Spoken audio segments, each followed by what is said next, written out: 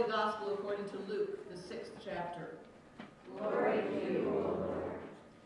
But I say to you that listen, love your enemies, do good to those who hate you, bless those who curse you, pray for those who abuse you. If anyone strikes you on the cheek, offer the other also. And from anyone who takes away your coat, do not withhold even your shirt. Give to everyone who begs from you, and if anyone takes away your goods, do not ask for them again. Do to others as you would have them do to you. If you love those who love you, what credit is that to you? For even sinners love those who love them. If you do good to those who do good to you, what credit is that to you? For even sinners do the same. If you lend to those from whom you hope to receive, what credit is that to you? Even sinners lend to sinners to receive as much again. But love your enemies, do good, and lend, expecting nothing in return.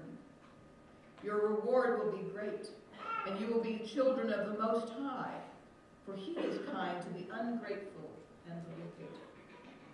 Be merciful, just as your Father is merciful. Do not judge, and you will not be judged. Do not condemn, and you will not be condemned. Forgive, and you will be forgiven. Give, and it will be given to you. A good measure, pressed down, shaken together, running over, will be put into your lap. For the measure you give will be the measure you get back. The Gospel of the Lord. Praise to you, O Christ. You may be seated. Grace to you and peace from God our Father and our Lord and Savior Jesus the Christ. Our Old Testament and Gospel lessons today are about forgiveness. In the case of our Old Testament reading, we hear a small piece of the story of Joseph and his brothers. In particular, we hear of how Joseph reveals himself to his brothers and forgives them for selling him into slavery many years before, noting how God has made good out of their evil. In our gospel lesson, we hear of how to behave when someone hurts us, and it's not how most humans respond to being hurt. Jesus says we must love our enemies, pray for those who abuse us, turn the other cheek. But that was millennia ago.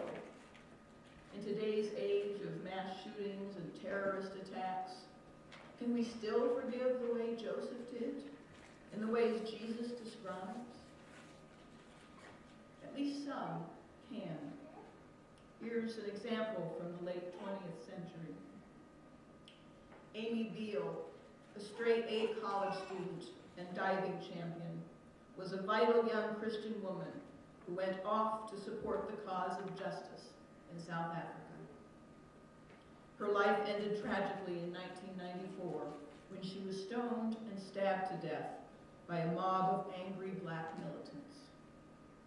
To them, she was just another white person, an oppressor.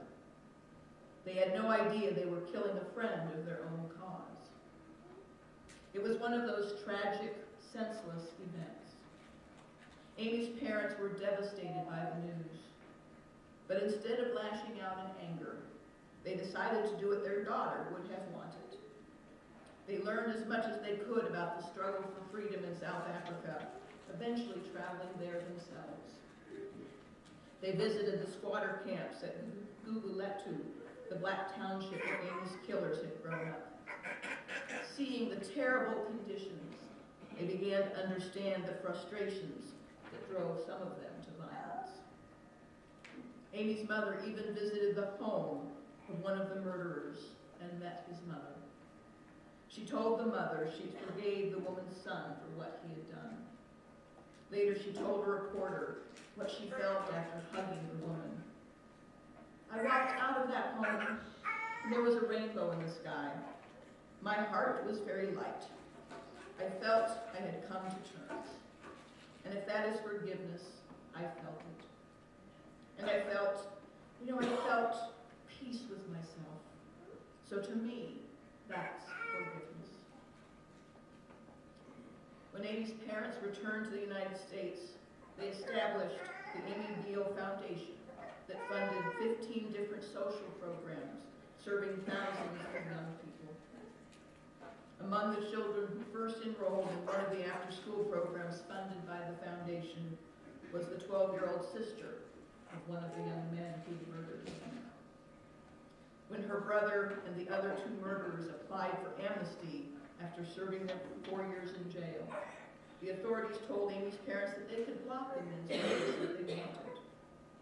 But the Beals decided not to object, and the men were free. So it can be done, even today. This forgiveness of others, the radical forgiveness that Jesus teaches. But it is often the exception, because it is not our nature, and because it is not easy. Our nature, our society even, demands that those who hurt us be hurt in turn, that those who do wrong should be punished. But that is not the way of Jesus. According to Jesus, not only are we to forgive, not only are we to let go of our right to get even, we have to actually do something positive for those who hurt us. We must love them. We must pray for them. By turning the other cheek, we are asked to allow them to hurt us again. And this isn't just something that Jesus talks about. Jesus walks the talk. He will love and forgive and pray for those who will betray, beat, arrest, and crucify him. And yet, we are not Jesus. And so we often fall short of the radical forgiveness that Jesus teaches and embodies. We hold on to our hurts. We struggle to pray for those with whom we have differences, even politically, because we are human, because we are broken. And so Jesus' radical forgiveness even extends to us when we fail to forgive one another. That doesn't mean we shouldn't try to keep forgiving those who have hurt us in ways large and small. Shouldn't keep trying to pray for our enemies. Shouldn't keep trying to turn the other cheek. We just need to realize that when the hurts are too great that we just can't, or when we just don't, then we must turn to the God who forgives us anyway. Amen.